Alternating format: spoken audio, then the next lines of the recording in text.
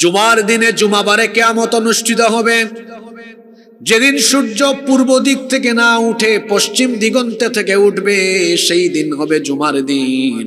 জুমার দিনে সূর্য পশ্চিম দিগন্ত থেকে যখন উদিত হবে, সেই দিন হবে কিয়ামতের দিন। কিয়ামতের ঘটনা ঘটাবার জন্য রব্বুল আলামিন একজন বিশেষ ফেরেশতা বানিয়েছেন। সেই ফেরেশতার নাম হলো ইসরাফিল। তাকে সৃষ্টি করার পর থেকে তিনি তার মুখের সামনে সিংহা নিয়ে বসে আছেন, আল্লাহর হুকুমের অপেক্ষায় আছেন।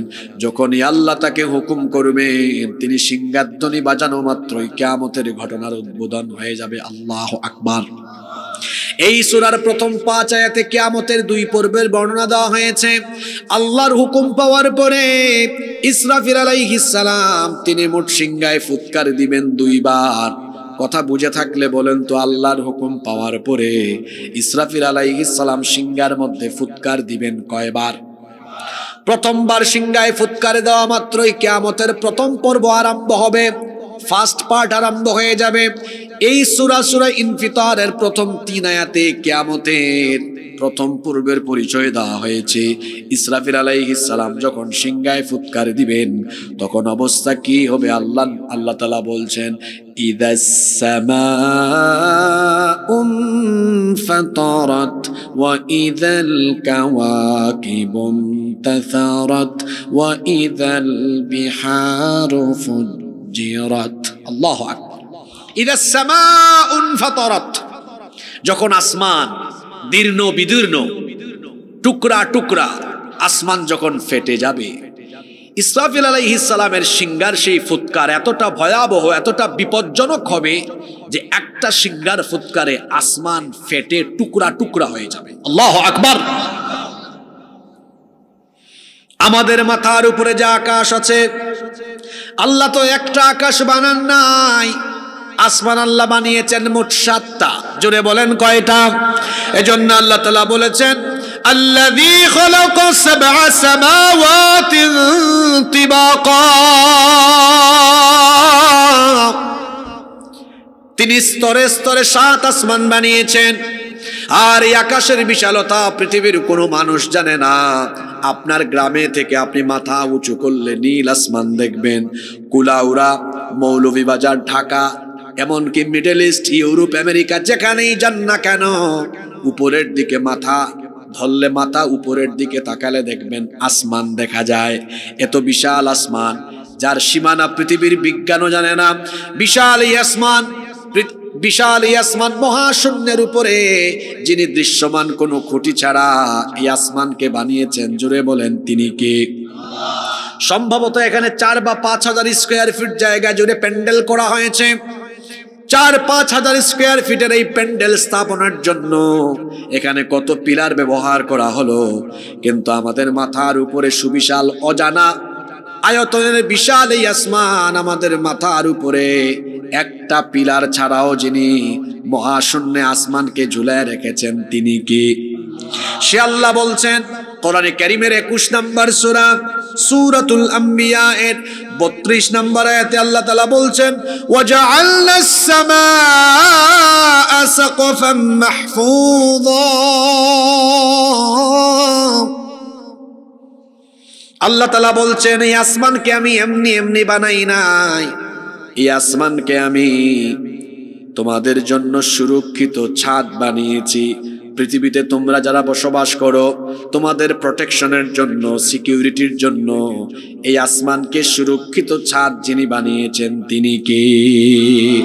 The sky has been built as a roof for the protection of the earth.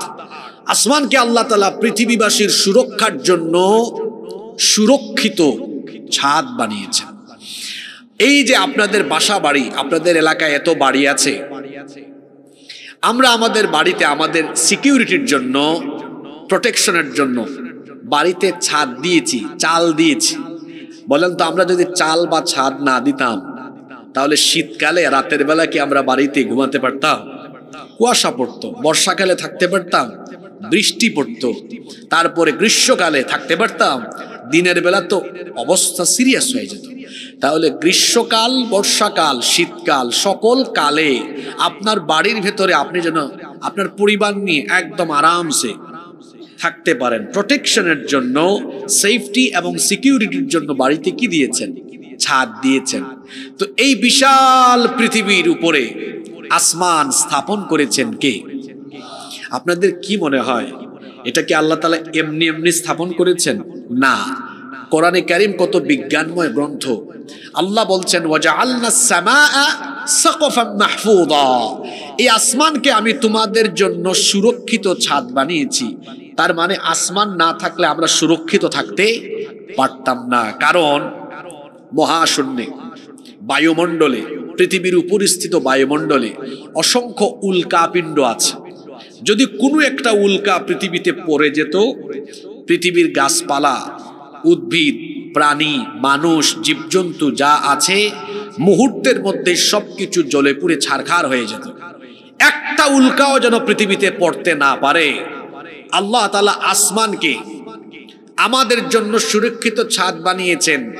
এই সুরক্ষিত ছাদ থাকার কারণে একটা উল্কাও পৃথিবীর দিকে ধেয়ে আসতে পারে না। আল্লাহু আকবার। এই আসমান, যে আসমানের কারণে পৃথিবী সুরক্ষিত আছে, আহা, ইসরাফিলের সিংহার ফুৎকারের পরে একটা আসমানও থাকবে না, একটা আসমানও থাকবে না। ইয়াউমা নাতউইস সামাআ কাতাইয়িস সিজিল্লি লিল কুতুব, কিতাবের পৃষ্ঠাকে যেমন এইভাবে গুটিয়ে ফেলা হয়, সাতটা আসমানকে আল্লাহ তাআলা গুটিয়ে তার কুদরতির ডান হাতে নিয়ে একটা আছাড় মেরে সবকিছু লন্ডভন্ড করে দিবেন। আল্লাহু আকবার। রব্বুল আলামিন অন্য আয়াতে বলেছেন وَنُفِخَ فِي الصُّورِ فَصَعِقَ مَن فِي السَّمَاوَاتِ وَمَن فِي الْأَرْضِ إِلَّا مَن شَاءَ اللَّهُ। যখন ইসরাফিল সিংহায় ফুৎকার দিবে, আসমান সমূহ আর জমিনে যা আছে আল্লাহ যাদেরকে চাইবেন তারা ছাড়া সবকিছু লন্ডভন্ড ধ্বংসস্তূপে পরিণত হয়ে যাবে। ইসরাফিল আলাইহিস সালাম যখন সিংহায় একটা ফুৎকার মারবেন, গোটা বিশ্বজগৎ এই ফুৎকারে কেঁপে উঠবে। এখন তো বাংলাদেশে ভূমিকম্প হলে পাশের দেশে হয় না, এক মহাদেশে হলে আর এক মহাদেশে হয় না, কিন্তু ইসরাফিল আলাইহিস সালাম যেদিন সিংহায় ফুৎকার দিবেন, গোটা মহাবিশ্ব একসাথে কেঁপে উঠবে। ভূমিকম্পের নামে আল্লাহর জন্য সূরা দিয়েছেন, সেই সূরার নাম সূরা জিলজাল। সেই সূরার প্রথম আয়াতে আল্লাহ বলেছেন ইযা যুলজিলাতিল আরদু জিলজালাহা, যখন পৃথিবীকে প্রবলভাবে প্রকম্পিত করা হবে, এমন ভাবে গোটা পৃথিবী কেঁপে উঠবে, এই যে আকাশের দিকে মাথা উঁচু করে দাঁড়িয়ে থাকা পাহাড়গুলো তুলার মতো উড়ে যাবে। আল্লাহ সূরা কারিয়ার মধ্যে বলেছেন ওয়া তাকুনুল জিবালু কাল ইহনিল মানফুশ, দুনা তুলার মতো এগুলো উড়ে যাবে। সূরা মুজাম্মিলে আল্লাহ বলেছেন ইয়াউমা তারজুফুল আরদু ওয়াল জিবালু ওয়া কানাতিল জিবালু কাসীবাম মাহিলা, পাহাড় সহ এই পৃথিবীকে ঝাঁকুনি দেওয়া হবে, আর এই পাহাড়গুলো বালুর মতো উড়ে যেতে থাকবে। আসমান একটার উপর আরেকটা লন্ডভন্ড হয়ে দীর্ণ বিদীর্ণ হয়ে এক আসমানের উপর আরেক আসমান পড়ে যেতে থাকবে। আল্লাহু আকবার। ইসরাফিলের সিংহারে ফুৎকারের পরে পরিস্থিতি কত জটিল হবে আল্লাহ পরের আয়াতে বলেছেন ইদাস সামাউন ফাতারাত وَإِذَا الْكَوَاكِبُ انتَثَرَتْ وَإِذَا الْبِحَارُ فُجِّرَتْ। আসমান দিন্ন বিদীর্ণ হয়ে যাবে, আর ওই তারকারাজি বিশাল বিশাল তারকাগুলো বিস্ফোরিত হয়ে যাবে, খসে খসে পড়ে যেতে থাকবে। আল্লাহু আকবার। আমার কথা কি আপনারা বুঝেন?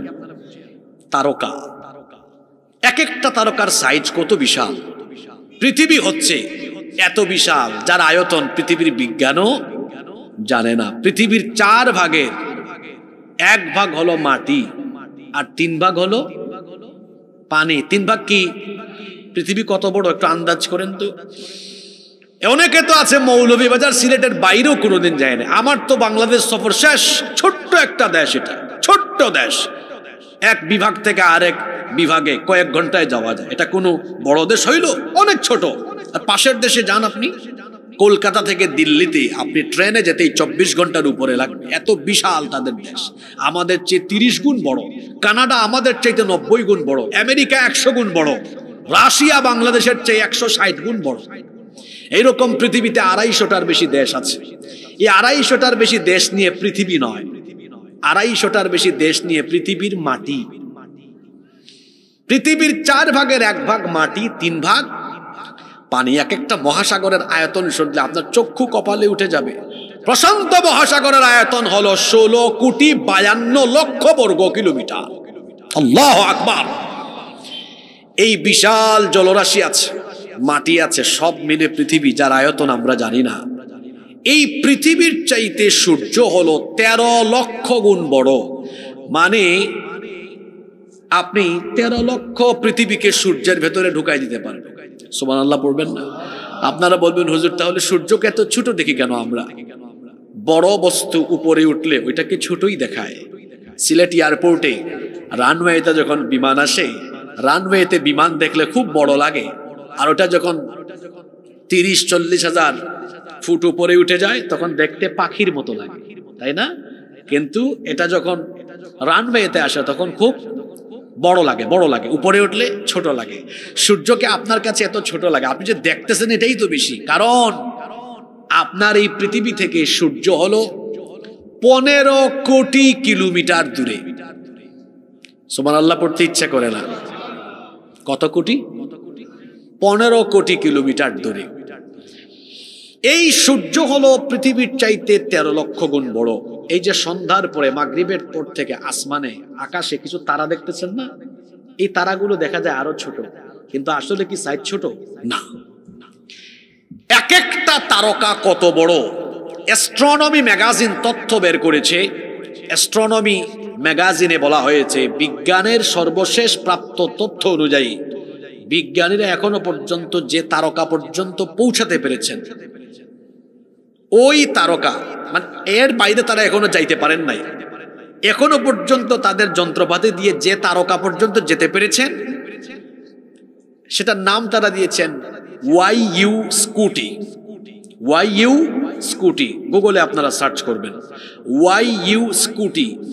এটার আয়তন তারা বলছেন যে সূর্য পৃথিবীর চেয়ে 13 লক্ষ গুণ বড়, তাদের যন্ত্রপাতি নিয়ে যতটুকু যেতে পেরেছেন ওই তারকাটা হলো সূর্যের চাইতে আরো 500 কোটি গুণ বড়।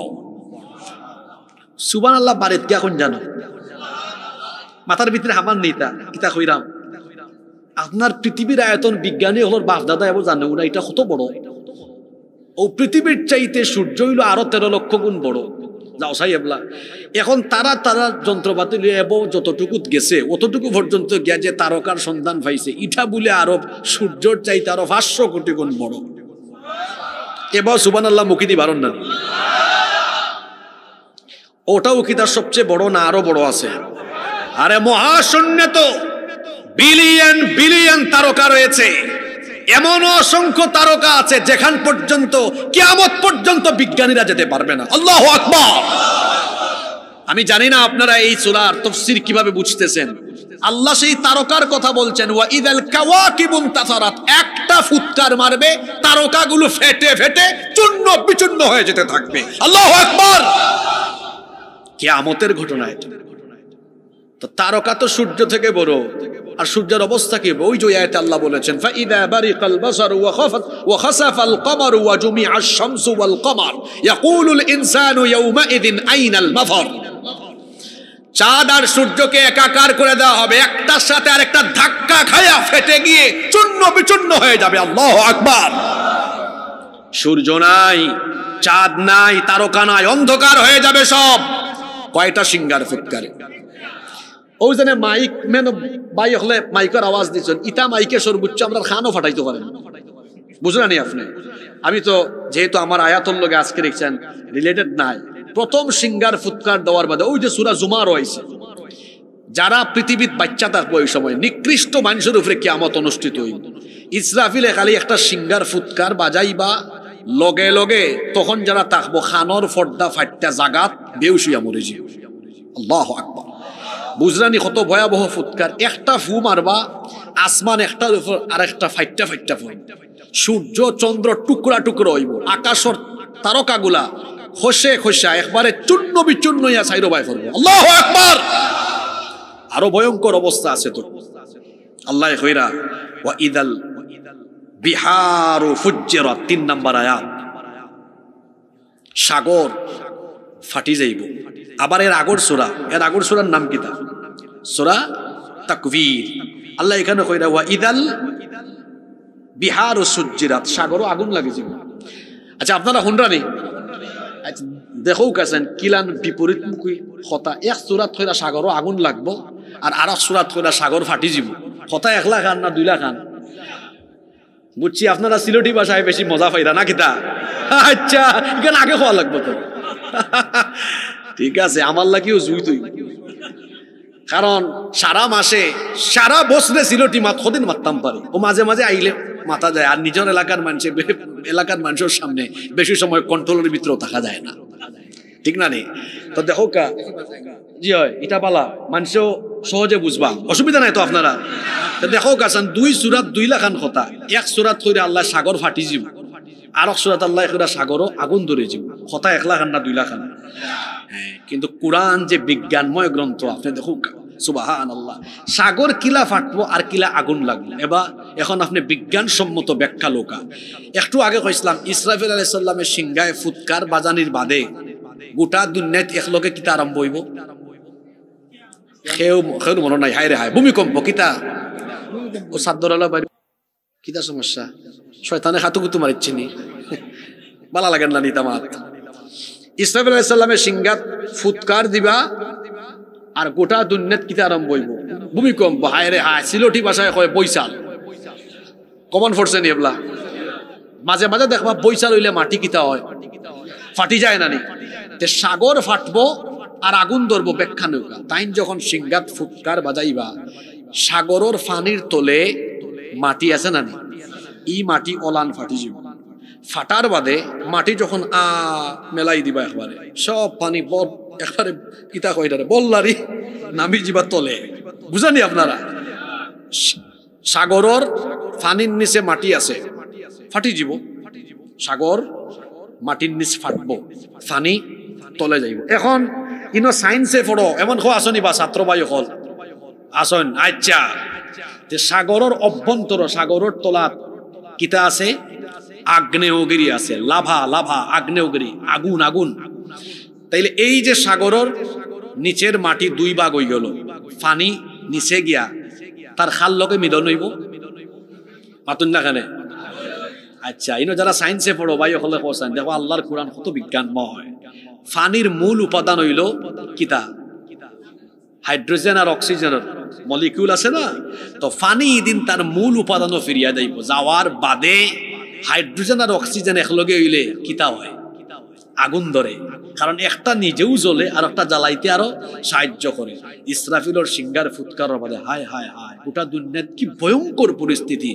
সাগরের তলদেশ ফাইটটা যাওয়ার বাদে পানি নিচে নামবো, অক্সিজেন হাইড্রোজেন একসাথে হইয়া দাউ দাউ করি সাগরের বুকে এই দিন আগুন জ্বলবো। আল্লাহু আকবার।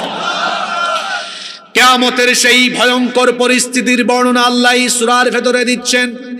বলেছিলাম কিয়ামত হবে 2 পর্বে। প্রথম পর্বে কি কি ঘটবে আল্লাহ প্রথম 3টা আয়াতে বললেন। ইদাস সামাউন ফাতারাত, যখন আসমান দীর্ণ বিদীর্ণ হয়ে যাবে। ওয়া ইদাল কাওয়াকিবুন তাফারাত, তারকাগুলো খসে খসে পড়ে যাবে। ওয়া ইদাল বিহারু ফুজ্জিরাত, আর যখন সাগরের অভ্যন্তর ফেটে গিয়ে সাগরের মধ্যে আগুন ধরে যাবে। গোটা দুনিয়া এইভাবে শেষ হয়ে যাবে। আসমান জমিন লন্ড ভন্ড চূর্ণ বিচূর্ণ মেসাকার হয়ে যাবে, কিছুই থাকবে না।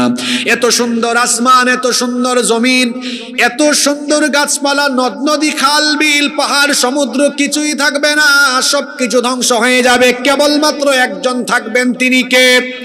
এজন্য আল্লাহ বলেছেন কুল্লু মান আলাইহা ফান ويبقى وجه ربك ذو الجلال والإكرام।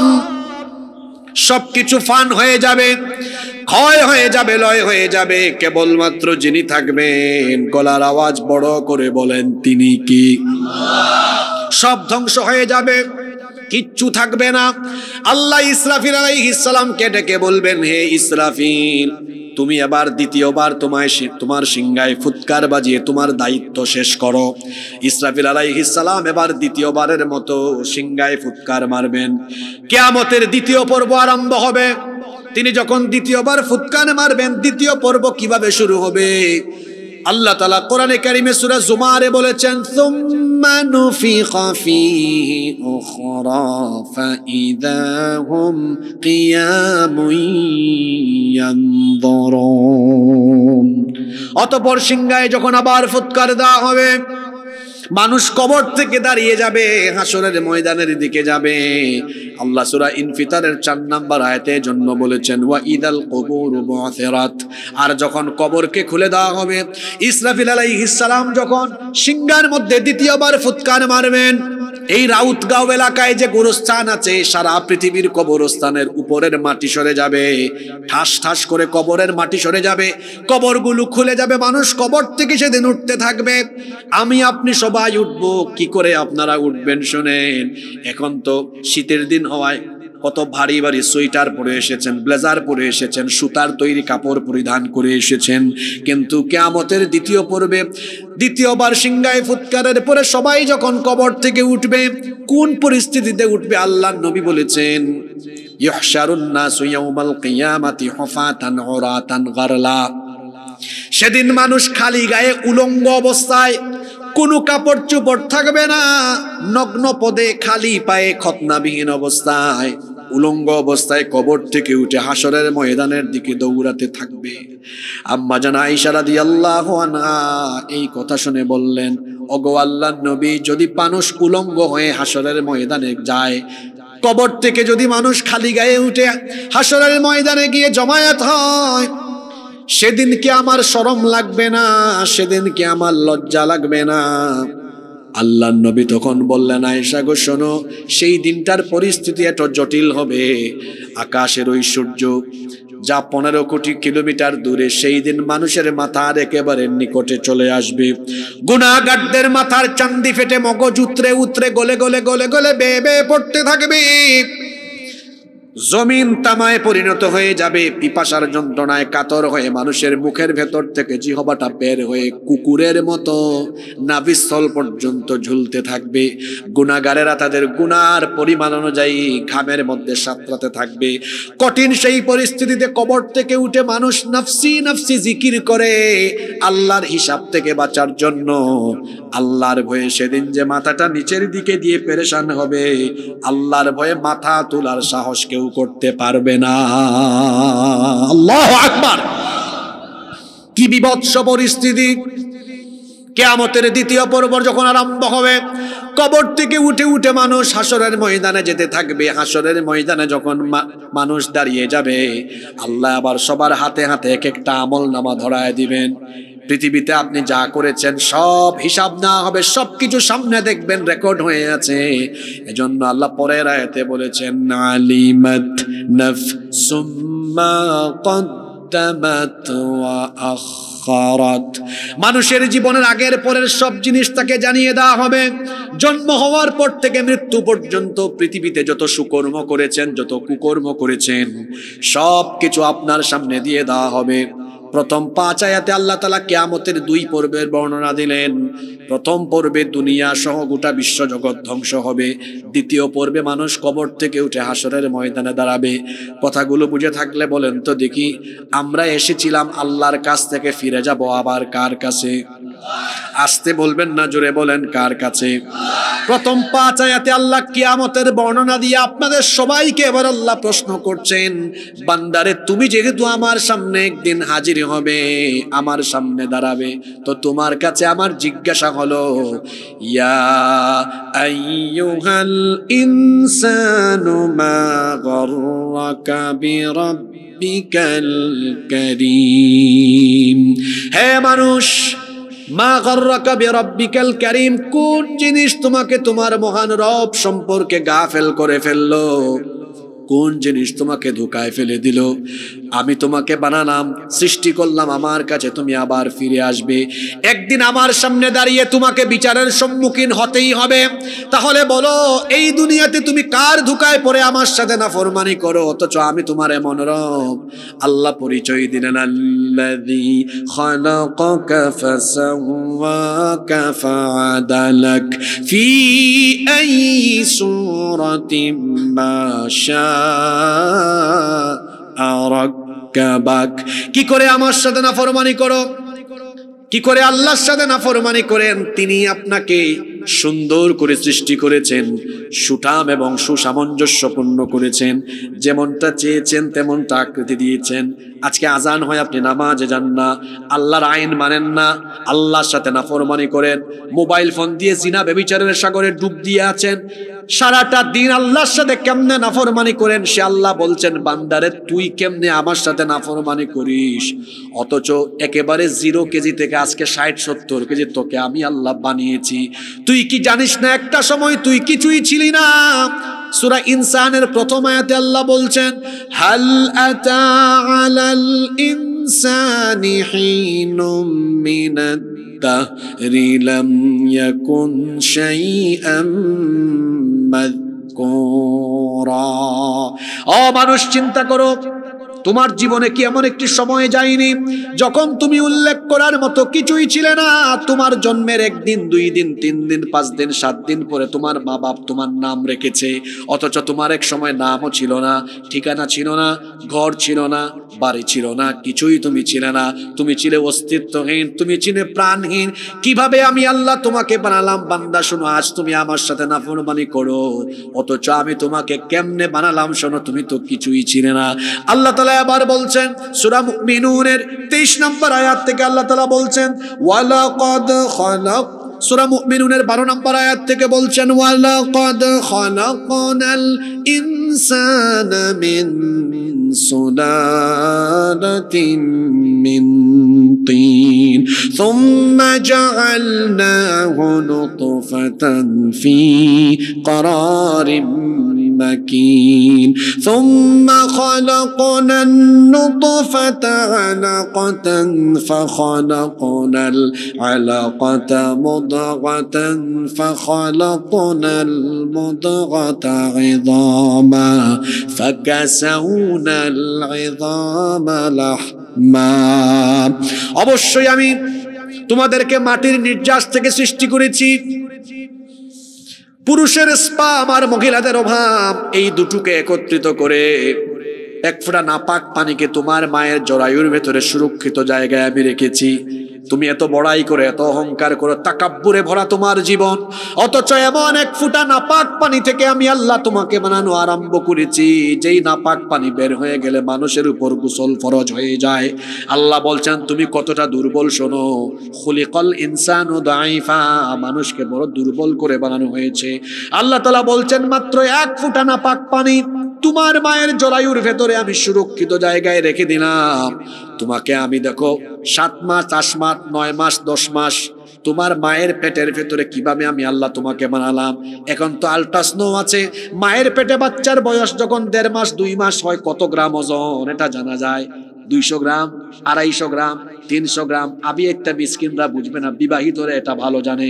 বউকে নিয়ে যখন চেকআপে যায়, দেখা যায় তখন ডাক্তার বলে আপনার বাচ্চার হার্টবিট এত, ওজন এখন 300 গ্রাম, 400 গ্রাম। এখন যে আপনার 60 কেজি, 70 কেজি, 60 কেজি, 70 কেজি ছিলেন না। আল্লাহ বলছেন বান্দা তুই আমার সাথে কেমনে নাফরমানি করিস বল? তুই তো মাত্র 1 ফোঁটা স্পাম ছিলে, 1 ফোঁটা শুক্রাণু ছিলে, কেমনে তোরে বানালাম শোন। ওই 1 ফোঁটা শুক্রাণুকে তোর মায়ের জরায়ুর ভেতরে আমি সুরক্ষিত জায়গায় রাখলাম। এরপরে সেটাকে আমি আল্লাহ জমাট বাঁধা রক্তে পরিণত করলাম। এরপরে সেই জমাট বাঁধা রক্তকে আমি গোশতের পিণ্ড বানালাম। অতঃপর সেই গোশত পিণ্ডকে বড় একটা হাড্ডিতে রূপান্তর করলাম। তারপরে সেই হাড্ডির উপরে গোশতের পোশাক পরালাম। তখনও পর্যন্ত তোর চোখ, নাক, ঠোঁট, কান, হাত, পা কিছুই ছিল না, এক টুকরা মাংস আর হাড্ডি তুই ছিলে। এরপরে আমি আল্লাহ আমার পছন্দ মতো ফি আইয়ি সূরাতিন মা শাআ রাক্কাবাক, তোর নাক তোর মার মতো না বাপের মতো, তোর চোখ তোর মা না তোর বাপের মতো, তোর ফেস কাটিং তোর দাদা না নানার মতো হবে। আমি আল্লাহ যেরকম চেয়েছি এইরকম একটা ফেস কাটিং দিয়ে, চক্ষু, নাক, কান, ঠোঁট, হাত, পা সবকিছু দিয়ে তোর মায়ের পেটের ভেতরে আমি আল্লাহ তোকে সুন্দর করে বানিয়েছি। তখনও তোর ওজন কিন্তু বেশি না, দিন যায় তোর ওজন বাড়ে, 1.5 মাস 2 মাস তোর ওজন না 100 গ্রাম 150 গ্রাম, মাসের পর মাস যায় 10 মাস পর্যন্ত তোর মায়ের পেটের ভেতরে। এখন তো মোবাইল ফোনে অ্যাপস বের হয়েছে, সুরক্ষা অ্যাপস, এইটা ওইটা নানান অ্যাপস, মহিলারা এগুলো প্রেগন্যান্সিতে ব্যবহার করে। 200 গ্রাম 300 গ্রাম 500 গ্রাম 700 গ্রাম 900 গ্রাম 1000 1500 2000 এইরকম করে তোমার ওজন বাড়তে বাড়তে তোমাকে তোমার মায়ের পেটের ভেতরে আমি আল্লাহ কতদিন রাখলাম শোনো। আল্লাহ সূরা হজের মধ্যে বলেছেন ওয়া নুকিরু ফিল আরহামি মা নাশাউ ইলা আজালিম মুসাম্মা, নির্দিষ্ট একটা সময় পর্যন্ত তোমার মায়ের পেটের ভেতরে রাখলাম। এরপরে আমি আল্লাহ কি করলাম শোনো, সুম্মা নুখরিজুকুম তিফলা, তারপরে 2.5 3 3.5 4 5 কেজি ওজনের ছোট্ট একটা বাচ্চার সাইজে তোমার মায়ের পেটের ভেতর থেকে বের করে এই দুনিয়ার আলো বাতাস দেখিয়েছেন কে? বুঝছেন নি কই থেকে কিলাইছে কোনটাও আসনা না। এখন কত বাপরে বাপ, 55 60 70 80 কেজি কি জাত ফ্যাট 90 কেজি, হাই বাপরে বাপ আসরা নেই আপনারা, হায় রে হায় 80 আই কেলা হোক আছে। আল্লাহ কত সুন্দর বুঝাইরা, আমি যে তোরে বানাইলাম তোর নাম নাই ঠিকানা নাই কোনটা নাই, তুই তো কোনটাও আসতে না। তখন তো আলট্রাসাউন্ড দেখা যায় না বাচ্চার পরিস্থিতি কিলা। আল্লাহ কইরা ও যে 1 ফুটা না পাক পানি থাকি বান্দা আমি তোমারে মায়া করি বানাইছি, বানাইয়া তোমারে তোমার মার পেটের ভিতর থেকে বাইর করছে, বাইর কইরা এর বাদে দেখো হায় রে হায় তোমারে খেউ খাওয়াইবার খেউ নাই। তুমি যখন আইছো দুনিয়া তোমার তো ভাষাও নাই, আব্বা খাইতাম আম্মা খাইতাম হইতেও পারো না। আমি আল্লাহ কিতা করছি, তুমি দুনিয়ায় তাওয়ার আরো আগে তোমার মার বুকর মাঝে আমি আল্লাহ তোমার লাগি খানা বানায়া রাখছি। সুবহানাল্লাহ, আল্লাহর কত রহমত। ছোট্ট একটা বাচ্চা সে যদি দুধ পান আরম্ভ করে আর যদি গ্লাস থাকি জেলা ফানি বাড়য় ওলান যদি দুধ সে খাওয়া আরম্ভ করে তাইলে তার গলাত আটকে যেতে পারে অথবা তার সমস্যা হইতে পারে। বর্তমান চিকিৎসা বিজ্ঞানী হলে কইরা আল্লাহ কি আল্লাহ মার স্তনের মাঝে মোট 32টা ছোট ছোট ছিদ্র বানাইছেন। সুবহানাল্লাহ, এত খুব আরাম করি বাচ্চা দুধ পান করতে পারে। আল্লাহ কইরা এইভাবে তোরে আমি দুধ পান করাইলাম, তোর দাঁত লাগবো, তুই তো অ্যাপ্লিকেশন দিছত না বরাবর আল্লাহ আমারে দাঁত দাও মাছ মাংস খাইতাম, যখন টাইম হয়েছে আমি দিছি তোমার না চাইতে দিছি, এভাবে তুমি বড় হইছো, তুমি বালেক পর্যন্ত আমি ফেরেশতারে না করছি কোনটা লিখো না। এরপরে বালেক হওয়ার বাদে তোমার লাগে আমার বিধান কার্যকর করে দিছি। ও বান্দা তোমারে আমি মায়া করি বানাইলাম, তোমারে খাওয়াইলাম, আমার দেওয়া অক্সিজেন আমার দেওয়া নিয়ামত তুমি বুক করলাই, আমার ইবাদত করো না, নামাজ নাই, ইবাদত বন্দেগি নাই, হারাম পথে কামায় আর যত অন্যায় অপরাধ আছে সবটা করেন। আল্লাহ জিকাইরা মা গররাকা বিরাব্বিকাল কারীম, তুমি আমারে খাও কোন জিনিস তোমারে ধোঁকা দিয়া আমার ইবাদতটাকে তোমারে দূরে রাখলো, তুমি এখানে আমার নাফরমানি করো। যুবক মানুষ তুমি, আমি আল্লাহ নিষেধ করছি বিবাহ বহির্ভূত আরাম রিলেশন হইরো না, তুমি ও বাড়ি হো বাড়ির ফুরিন তোরে ফোনে সাতাও, তুমি মোবাইল আতো লইলেও অশ্লীল ভিডিও দেখো, তুমি মোবাইল আতো লইলেও তোমার চরিত্র বিধ্বংসী সব কাজ তুমি করো, চকুর জিনা আরম্ভ করো। আজ বেশিরভাগ যুবক ফাইন নষ্ট হইরা মোবাইলের অপব্যবহার কইরা কইরা রাত 3টা 4টা পর্যন্ত তারা মোবাইলও তাহাজ্জুদ করে, 3টা 4টা পর্যন্ত হজাক থাকে, ফজরের নামাজ পড়ে না, ঘুম থাকি উঠে 11টা 12টার সময় সকালে নাস্তা করে না। যারা সকালে নাস্তা করে না ইতার ফেট হইল গ্যাসের কারখানা, ইতার হেড অফিসও ঠিক থাকে না, আর সমাজ নষ্ট করেন যেন বই ইনো বুঝাতো কিতা হয় আপনারা আশীর্বাদ লাগে হয়েছে না কিতা, বাস্তব কথা এগুলা। যার ঘুমোর অভ্যাস ঠিক নাই, তার খাদ্যাভ্যাস ঠিক নাই, এর জীবন উল্টা পাল্টা। আর তোমরা যে আসলাই জোয়ান ফাইন, তোমরা দেখলো তোমার মায়া লাগে। তোমার তান গালর দুই পাশ ইনো তাকতো আছিল গুস্ত, ই গুস ইকশান গিয়ে হামাই গেছে 8 সিফার ভিতরে। আর 8 এমন লাগান লাগেও হে ফরি যান। বুড়া মানুষ লেখে এনার্জি আছে তার নাই, দেখবা এখকুর গাল কিলা হামাইছে, শক্তি নাই, এনার্জি নাই। তার এনার্জি থাকতো কিলা, তার যৌবন তো নষ্ট ওর সিফায় সাফায়। মোবাইল দিয়ে তার যৌবন শেষ, এরপরও আসে, লজ্জা শরম নাই।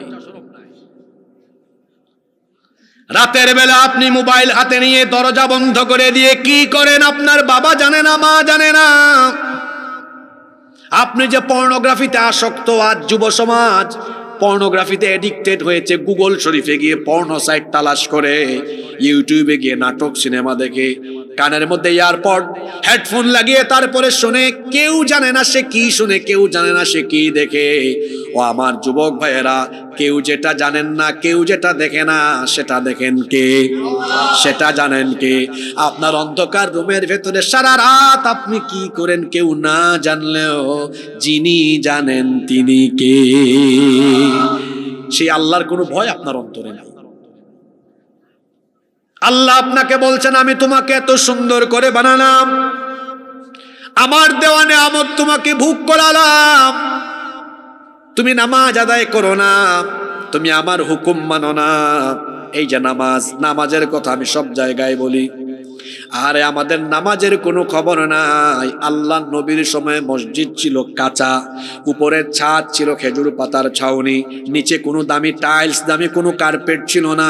মসজিদ ছিল কাঁচা কিন্তু মুসল্লি ছিল পাকা।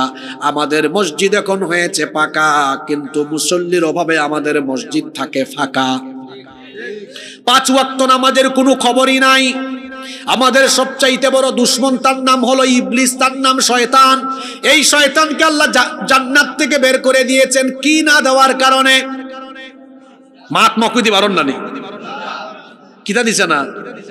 কয়টা? মাত্র। ডেইলি আমরা লাগি আল্লাহ নমাজ দিছেন হক্ত, দেখি হিসাব হরি হোক আছেন 5 ওয়াক্ত নমাজ, খালি ফরজ নমাজ 17 রেখাত, 17 রেখাত। এই প্রতি রেখা তো সাজদা আছে 2টা, গুণ করুকা 17 2 গুণে। ইবলিস হে একটা সেজদা না দিয়া জান্নাত থেকে আউট। আল্লাহ এখন গেট আউট ফ্রম হিয়ার, এখান থেকে বাইরো, get out from the paradise, জান্নাত থেকে বারো। হে একটা না দিয়া জান্নাত থেকে বারোই গেছে, আল্লাহ তারে বারো করে দিলে। আমরা প্রতিদিন 34টা না দিয়া জান্নাতে যাওয়ার লাগে রেডি। বুঝা যায় জান্নাত আমার মামুর বাড়ি। ইবলিস জান্নাত থেকে বাইরে হওয়ার পথে আল্লাহর লোকে প্রতিজ্ঞা করছে, আল্লাহ আদম রে সেজদা দিছে না দেখিয়া তুমি আমারে জান্নাত থেকে বার করে দিলাইছো।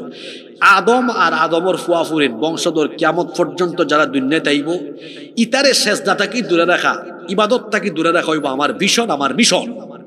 এই ভিশন আর মিশন বাস্তবায়নের লাগি ইবলিস বই রইছে না কাম করে। হাদিস শরীফ আইছে, ইবলিস শয়তান কোন সময় আসে আর কোন সময় খান্দে শুনানি আপনারা? আল্লাহ রসুল হইরা যখন কোনো মানুষে আল্লাহরে সিজদা দিলায়, ইয়াতাজালা শাইতানু ফায়াবকি, শয়তান এই ব্যক্তির কাছ থেকে দূর হই গিয়া দেখে আর খান্দে, দেখে আর খান্দে। তাইলে আমরা যখন নামাজও গিয়ে আল্লাহরে সিজদা দেই, ইবলিসে কিতা করে মাতুন না কেন? আর আমরা নামাজও না গেলে ইবলিসে আসে।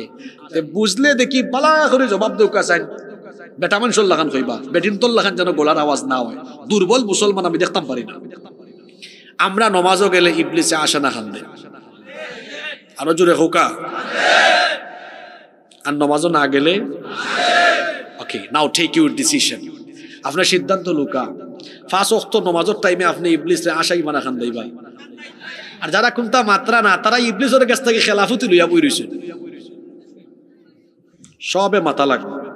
নমাজের টাইমে ইবলিসরে আশাই মনা খান্দাইব, খান্দাইতে হইলে কিতা করা লাগবো? আপনার নমাজ কুয়াই। আমার জাতীয় কবি খুব সুন্দর জবাব দিছ। এত চমৎকার কবিতা পৃথিবীর কোন কবি লেখতে পারছেন কিনা আমি জানি না।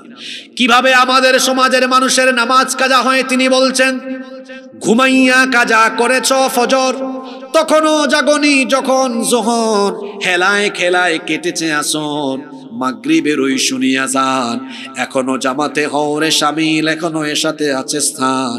বাজিছে দামামা বাদ্রে আমামা, শির উঁচু করি মুসলমান, দাওয়াত এসেছে নয়া জামানার, ভাঙা কেল্লায় উড়ে নিশান। আল্লাহু আকবার। এত সুন্দর কবিতা পৃথিবীর কোন কবি লিখতে পেরেছে বলে আমার মনে হয় না।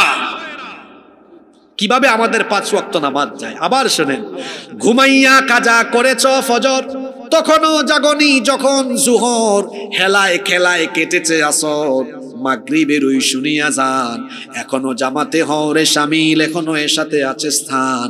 বাজিছে দামামা বাদ্রে আমামা, শির উঁচু করি মুসলমান, দাওয়াত এসেছে নয়া জামানার, ভাঙা কেল্লায় উড়ে নিশান। আপনার ফজরের নামাজ যায় কিনা ঘুমাইতে ঘুমাইতে শরীর ফুলাইলা একবারে। ওই যে নামাজ ছাড়ি দিলা আপনি, জোরের আগ পর্যন্ত বাচ্চা থাকবা, গ্যারান্টি আসেনি? কেমন করে ঘুমাও তুমি, কেমন করে ঘুমাও তুমি, ফজর করে কাজা, এমন তো হতে পারে জোহরে জানাজা। আমি জোয়ান, আমি অঙ্ক মরতাম না। Keep in your mind, there is no serial of death. মৃত্যুর কোন সিরিয়াল, পৃথিবীতে আসার সিরিয়াল আছে, যাওয়ার কোন সিরিয়াল নাই। আসার সময় দাদা বাবা ছেলে নাতি সিরিয়াল মেনটেন হয়, যাওয়ার সময় সিরিয়াল ব্রেক হয়। মাঝে মাঝে দেখা যায় দাদা জীবিত, নাতির লাশ দাদা কবরে নামায়, বাবা জীবিত, ছেলে মারা গিয়েছে, মাঝে মাঝে আমরা কুলাউড়ায় দেখি ছেলের লাশ বাবা কবরে নামায়। মাতুকা আছে নীলা, আমার গাঁর এক ফুয়া 17 বছর বয়স, সিঁদুরকে মরে গেছে, মারা গেছে। সুস্থ ছেলে হঠাৎ করে মারা গেছে। আমার যুবক ভাই হল, শয়তানে এমন ফান্দ ফেলাইছে আপনারা, তুই নামাজও যাইস না, বইরো, তুই বাঁচবে বহুত দিন, বুড়া ওইস, চুলদারি ফাঁকুক, এর বাদে নামাজ পড়িস। আমি তো প্রায় সময় হই, আমরা বুড়ো ওই মুখিনা সন্দেহ আছে। আমার চাচা হলে যা খাওয়ার খাইছেন, বালা বালা খাওয়া, অঙ্কু সপ্তাহ বেজাল আর বেজাল, ফরমালিন আর ফরমালিন। অঙ্কু এখন আমরা যে যুগ বসবাস করি, এই খাবার দাবারের মাঝে বেজাল ঢুকে যাওয়ায়, এখন জেন জি বেশি দিন বাঁচতায় নাই, বাজারটা যে আর আলফা জেনারেশন আরো কম বয়স মর বাইতা, কারণ দিন যত যার খালি বেজালাইয়া আমার, ঠিক আছে নি কথা, বেজালাইয়া আমার। আমরা ব্যবসা থাকতে গফ করছেন যে আমরা যে তা মাছ খাইছি, ইটা মাছ তোমরা খাইতাই কিতা চৌকিও দেখছো না। আও তো আমার চাচাই হইলা, আসলেই তো তা। ওই যে আমরা এখন ফলমূল যেটা খাই, আর আমরা আসলে বেজাল খাইতে খাইতে এমন হয়েছে, অঙ্কু বেজাল না খাইলে আমরা বাঁচি না। কিচ্ছাটা মনে হয়ে গেছে, হইতাম না। আমরা অনেক সময় পার্মানেন্ট দোকান থাকি বাজার করে না নিয়ে, অনেকে দোকান ও দোকান থাকি আনি বাজার। তো এক লোক বহুত দিন ধরে এক দোকান থাকি বাজার আনে, দোকানদারে ভাবলো হায় রে হায়, এই ভাই আমার কাছ থেকে প্রতিদিন বাজার নেন, তে আমার পার্মানেন্ট হয়ে গেছেন যেহেতু কাস্টমার, টাইম দিয়ে আর কোনটা আমি বেজাল দিতাম না, সব 1 নম্বর জিনিস দিব। বিচারা গেছেন বাজার করতা, এই দিন তাই সব 1 নম্বর দিয়া দিলাইছেন। বাদর দিন এক হইরা, ও ভাই সাহেব তোমার কাছ থেকে বাজার করি প্রতিদিন, কোনো জামেলা হয় না, খালকে কিতা দিলাই, খাইয়া ফেটো অসুবিধা গেছে। বিচারা বাদে হইরা হায় রে হায়, মানুষের ভাই এমনি হয়নি, কুত্তার ফেটো গিয়েও জমায় না, কুত্তার ফেটো দিলা গিয়েও জমায় না। তুমি তাই ভাত খাইতে খাইতে ফেটরে এমন ভাত বানাইছো, ওকে বালা জিনিস খাইলার অজম। এটা একটা উপমা দিলাম আর কি, যে আসলে আমরা ভাত খাইতে খাইতে, ফসা জিনিস খাইতে খাইতে এমন অবস্থা হয়েছে যে এখন ফসা না খাইলে বাঁচি না আমরা। আমার যুবক ভাই হলরে ফাও দরিয়া হয়ে যেলাম, ভাই হল নমাজ চাইল না, কারণ নমাজ হইল ইসলামের সবচাইতে গুরুত্বপূর্ণ আমল, সবচেয়ে বড় আমল হইল নমাজ। আল্লাহ রসুলের হাদিস খান কইলাম, অত ওয়াজ লাগে না রে ভাই, বুঝলে তুরা কথাইও বোঝা যায়। ও যে হাদিস খান হইলাম, হাদিস খান করলাম যে আমরা নমাজও গেলে শয়তানে খান্দে, আর না গেলে শয়তানে আসে। এখন আপনারা বুঝা হোক আছেন, আমরা কি শয়তানরে আসাইমু, শয়তানরে খুশি করবো? শয়তানরে আমরা খান্দাই খান্দাই আমরা গাঁও থাকি বার করে দিব। এই গাঁত শয়তানের কোনো প্রশ্রয় নাই। আজান হইলে মসজিদ আমরা ভরপুর করে দিলাম ইনশা। রাজি আসুন সব? কারা কারা রাজি নাই আত্মলোক? এই সাইডের মানুষ বেউস হইয়া ওয়াজ উঠলা, বেউসি ওয়াজ চলে। অনেক জায়গার নাম দিছি ওয়াজের নাম দিছি আমি বেহুশ ওয়াজ মাহফিল, মানে হুজুরে মাত্রা বেউসর লাগান আর সুতা হলে হুন্ডা বেউসর লাগান। ইলা বেউসি ওয়াজ অনেক গাউত হয়। এখন বেউসি ওয়াজ হয় কিলা বুঝবা কিলা, ওয়াজর বাদে মানুষের জিগাই বাচ্চা হুজুরে কোন বিষয়ে ওয়াজ করছে, আনা ও হুজুরে জিগাই বাচ্চা হুজুর ইলা আমরার বহুত হুজুর হল আছেন 1 ঘন্টা কিতা এখন কোন বিষয় ইসার ট্যাং বগির ট্যাং হকলতা মিলাইয়া ওয়াজ জগা খিচুড়ি ওয়াজ আছে না নিলা। আমরা তো একটা সূরা থেকে আরম্ভ করছি, কোন সূরা নাই আয়াত নাই, খতমিল হবা খতমিল, এটার নাম আমি দিছি বেউস ওয়াজ। হুজুরে বেউস হইয়া মাত, হুজুরে কইবা হুজুর কিতা নিয়ে ওয়াজ বলে হকলতা মিলাইয়া দাইলে চাইলে খিচুড়ি। আর শ্রোতা হলে কইবা ওয়াজ থাকি 12 বার অবা কিতা ওয়াজ না 1 ঘন্টা কই আরে বাপ রে বাপ হুজুরে যে ওয়াজ ফাটাইল চলে পারে বলে কিতা ফাটাইছ যে সুন্দর কণ্ঠ বলে কিতা শুনছে ওয়াজের বিষয় কিতা কই খেজা না কিতা ই ওয়াজের নাম আমি দিছি বেউসি ওয়াজ।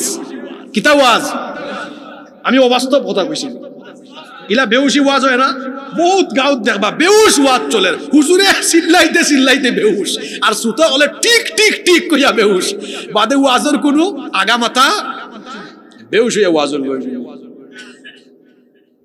কষ্ট নি আপনারা। তাইলে নমাজও না গেলে শয়তান খুশি না বেজার? খুশি। আর গেলে শয়তান, আমরা খুশি করব কাকে? জোরে বলেন কাকে? সাল্লাত কায়েম করো, সাল্লাত কায়েম করো, হবে সম্মানী তুমি, হবে জান্নাতি তুমি, দেবে কাল হাসরে শীতল ছায়া আরশে আযীম, রব্বিয়াল আলা রব্বিয়াল আযীম, রব্বিয়াল আলা রব্বিয়াল আযীম। জীবিত থাকা অবস্থায় আমরা নামাজ 1 ওয়াক্ত কাজা করব না। রাজি আছেন সবাই? কারা কারা রাজি আছেন আল্লাহরে দেখান তো।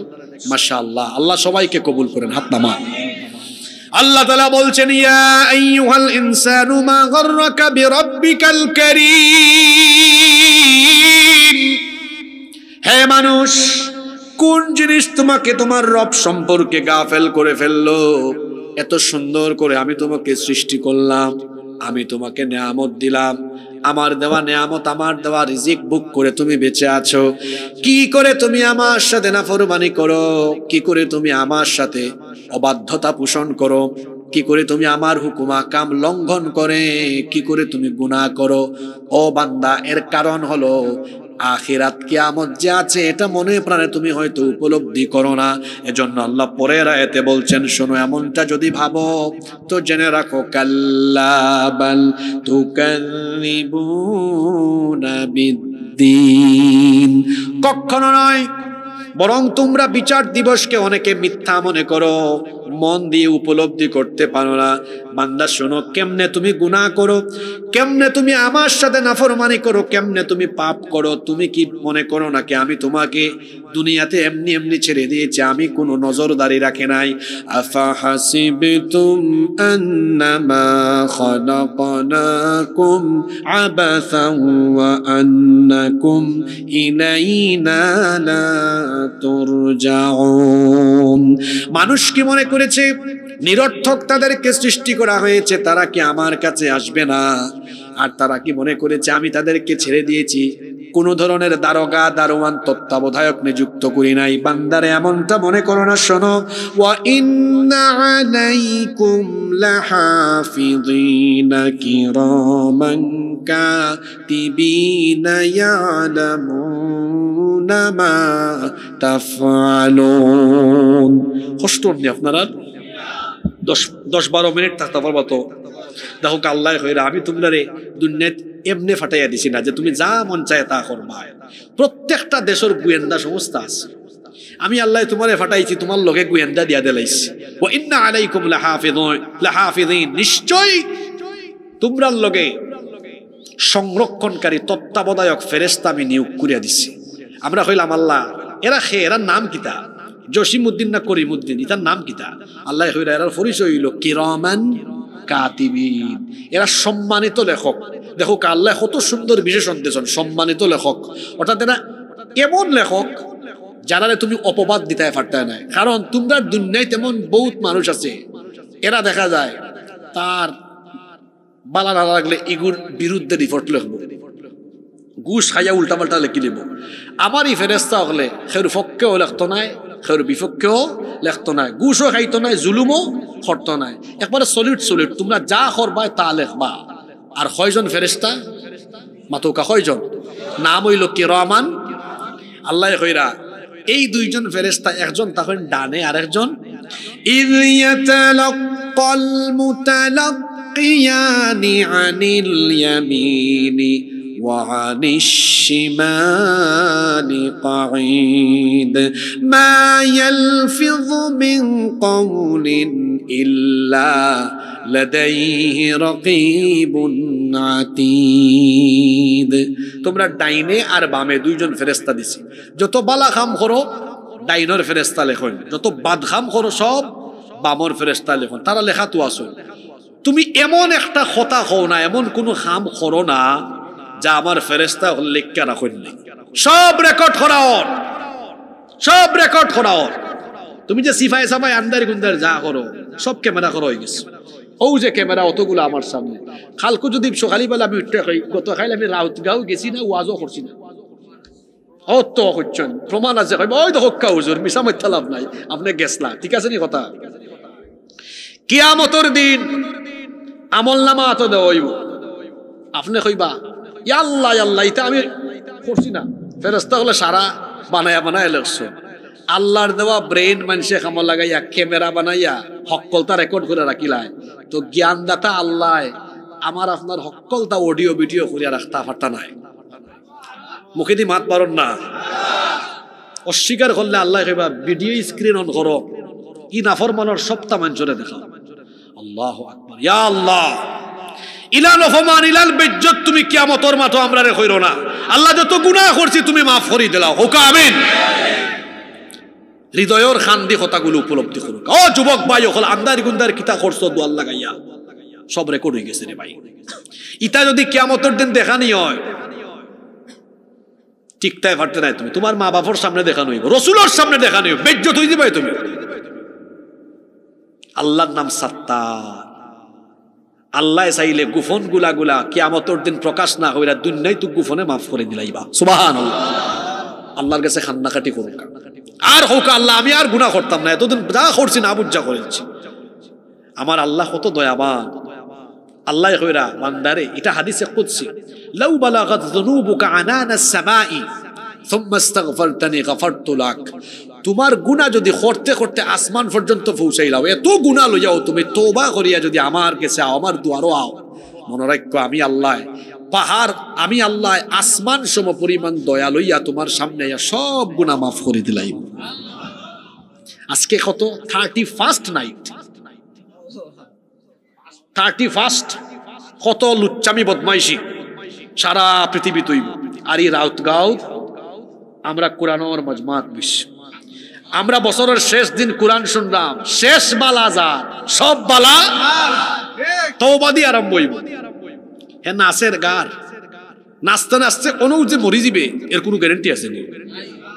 জোরে হোকা গ্যারেন্টি আছে নি? কনসার্ট সেদিন শুনলাম সিলেট আলিয়ার মঠো মৌলানা ডক্টর এনায়েতুল্লাহ আব্বাসী সাহেব আইসলা ওয়াজ করতা, ইবা স্টেডিয়ামও কনসার্ট। হায় রে হায়, আমি তো ফোরর দিন শুনিয়া অবাক। আমিও তো সিলেটের সন্তান, আমি বড় লজ্জা পাইছি। শাহজালাল রহমতুল্লাহ আলাইহির কবরের পাশে শাহজালালের মাটিত এই ধরনের কনসার্ট চলবো। শাহজালাল রহমতুল্লাহ আলাইহির রুহানি সন্তান এখন থাকতে তো এটা হওয়ার কথা নাই, তাও ওয়াজর মাইক বন্ধ কইরা গান চলবো। যুবক ভাই ওখানে কইরাম, শাহজালাল রহমতুল্লাহ আলাইহির এই পবিত্র মাটিত এই ধরনের কোন নাচ গান বাজনা আমরা করতে দিতাম না। আল্লাহু আকবার। জিন্দাবাদ জিন্দাবাদ, শাহজালালের তলোয়ার।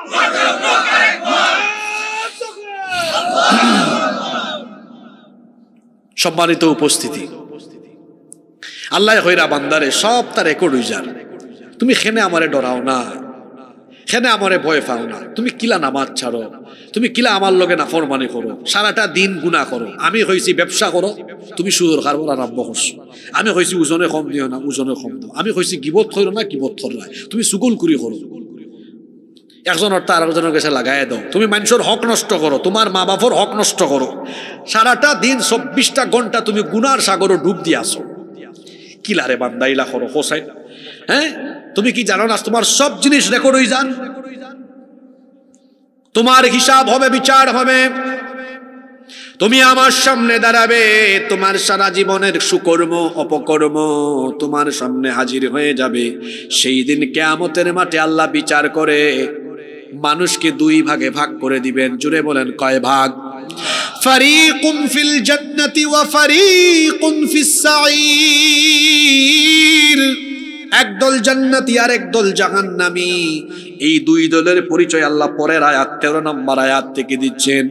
ইন্নাল আবরারা লাফি নাঈম ওয়া ইন্নাল ফুজ্জারা লাফি জাহিম। নিশ্চয়ই নেককার বান্দারা জান্নাতের নেয়ামতে থাকবে, আর যারা গুনাহগার পাপী তাপী দুরাচারী তারা জাহান্নামের মধ্যে থাকবে। বোঝা গেল নেককারদেরকে আল্লাহ হিসাবের পরে বিচারের পরে জান্নাত দিবেন। আল্লাহ আমাদেরকে নেককারদের কাতারে শামিল করে দাও। আর যারা পাপাচারী দুরাচারী তাদেরকে আল্লাহ জাহান্নামে নিক্ষিপ্ত করবেন। সে আল্লাহ বলছেন ইয়াসলাউনাহা ইয়াউমাদ্দিন। বিচারের দিবসে জান্নাতীদেরকে জান্নাতে, জাহান্নামীদেরকে জাহান্নামে ঢুকানো হবেই হবে। ওয়া মা হুম আনহা বিগাইবিন। কেউ গায়েব থাকতে পারবে না, অনুপস্থিত থাকতে পারবে না। এরপরে আল্লাহ প্রশ্ন করছেন ওয়া মা আদরাকা মা ইয়াউমুদ্দিন সুম্মা মা আদরাকা মা ইয়াউমুদ্দিন। তুমি কি জানো বিচার দিবস কি? ও নবী আপনি কি জানেন বিচার দিবস কি? আল্লাহ প্রশ্ন করে আল্লাহ নিজেই জবাব দিচ্ছেন। সেই দিনটা হলো এমন কঠিন দিন, ইয়াউমা লা তামলিকু নাফসুন লিনাফসিন শাইআ ওয়াল আমরু ইয়াউমা ইযিন লিল্লাহ। সেই দিন কেউ কারো জন্য কোনো কিছু করার ক্ষমতা রাখবে না। সেদিন হুকুম চলবে, রাজত্ব চলবে একমাত্র কার? আমল বালা হইলে ফয়সালা বালা, আমল খারাপ ফয়সালাও। আচ্ছা তোরা একটু তা দেখি লাইছেন, টেস্ট করি লাই। ইনো রাউতগাঁওর মানুষ খেখে আসুন, একটু আত্মলোক আছে সব রাউতগাঁও না নে? আচ্ছা ই গাঁওর বারে থেকে খেখে আইসন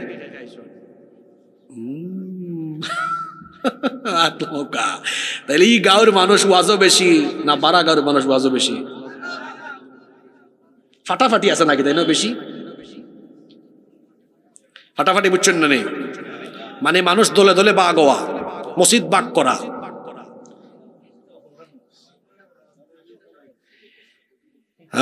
মিল্লামিশা চলবা, দেশের পরিস্থিতি যে খারাপ, মিল্লামিশা চলবা। আলিম উলামা হল একটা হবা, কৌমি, আলিয়া, ফুলতলি, সরসিনা, জামাত, হেফাজত, খেলাফত সব মিল্লামিশা চলবা। আমরার দেশও অনৈক্যর কারণে মুসলমান হল ক্ষতি বেশি হল। আমরা যত বেশি মিল্লা চলমু তত বেশি মুসলমান হল শক্তিশালী হইবা। হিংসা নিন্দা বাদ দিতে হইব যে আমি কৌমি, আমি আলিয়ারে দেখতাম পারি না, আমি আলিয়া, আমি কৌমি দেখতাম পারি না, ইরান হইতো না। জামাত, হেফাজত, তবলিগ, সারসিনা, ফুলতলি, হেফাজত, জমিয়ত, চরমুনাই যত জন আসর সব আমরার ভাই।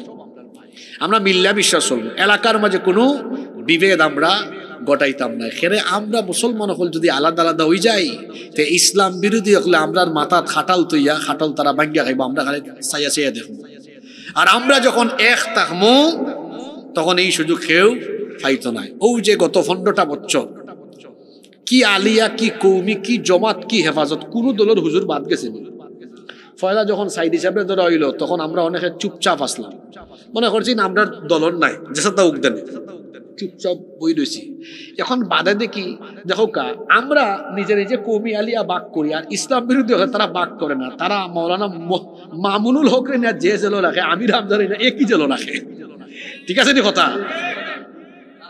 এই সময় কৌমিও এক জায়গার থাকো, আলিয়াও এক জায়গার, হিনো জামাত হোক, হেফাজত হোক, খেলাফত হোক, হয় সব রে এক লগে বান্ধ।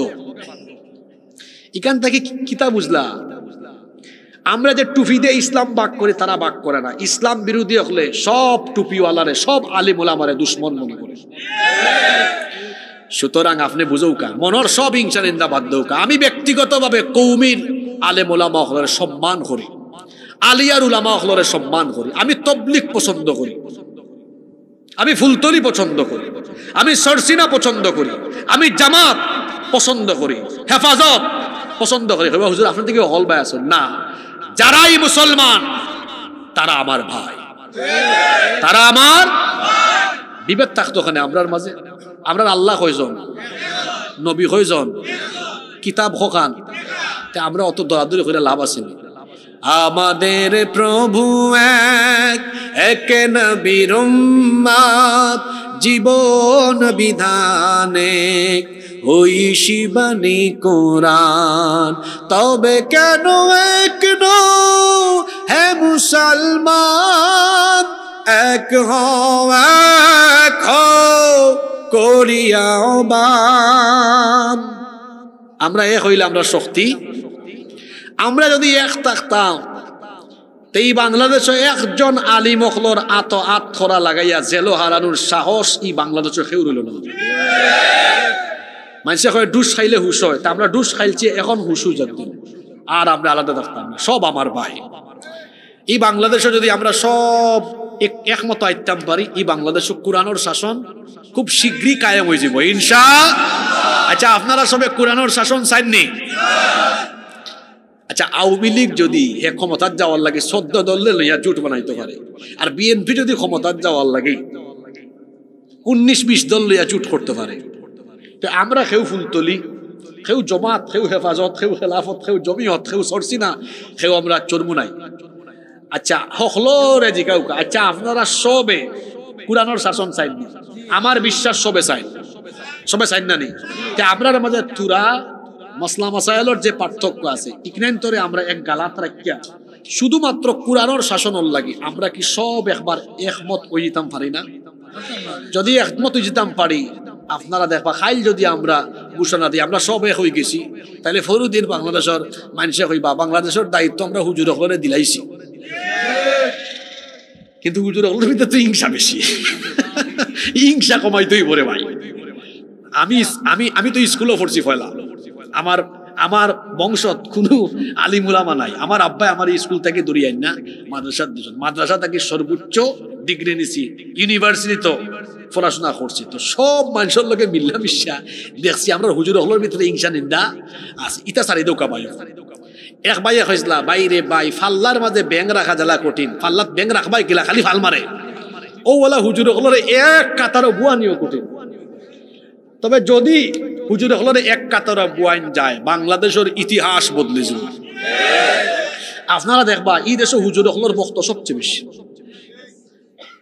আপনি যেমন আচ্ছা হোকাসাইন মৌলানা মামুনুল হক, খালিদ সাইফুল্লাহ আইয়ুবী সাহেব, তার বাদে মৌলানা নুরুল ইসলাম মল্লিফুরি সাহেব, বাংলাদেশে এলান কবির বড় বড় বিখ্যাত আলেম হলের যদি আপনারা এক মাঠো আনন্দ জাগাওই বনি মানছে এবলা। ওই যে সিলেট আগামী মাসও এমসি কলেজের মাঠো মাহফিল হইব, ইনো দেশ বিখ্যাত আলিম উলামা হলে জাগাওই বনি। ওই যে প্রতি বছর আপনার সিলেট ফুলতলি সাহেব রহমতুল্লাহ আলাই ইসালে সোয়াব মাহফিল, কত মানুষ জানি না। সারসিনাত যাইবা দেখো মানুষ আর মানুষ, ফুরফুরাত যাইবা মানুষ আর, হাটাদারি মাদ্রাসাত গিয়া তো হায় রে হায় মানুষ আর। তার মানে যে ভাই হুজুর মানুষ সবাই আসেন, এই সব হুজুর হলে যদি এক জায়গাত করা হয় বুঝলানি কিতা হইতে পারে। কারণ শয়তান আইয়া আমরা এমন ভাবে অনৈক্যর মাঝে রাখতো স্যার, আর ইসলাম বিরোধী হল তো আসল দুশ্মনিত যে হুজুর হলে এক হইতে দিও না, কারণ হুজুর হলে এক হয়ে গেলে আমরা শেষ।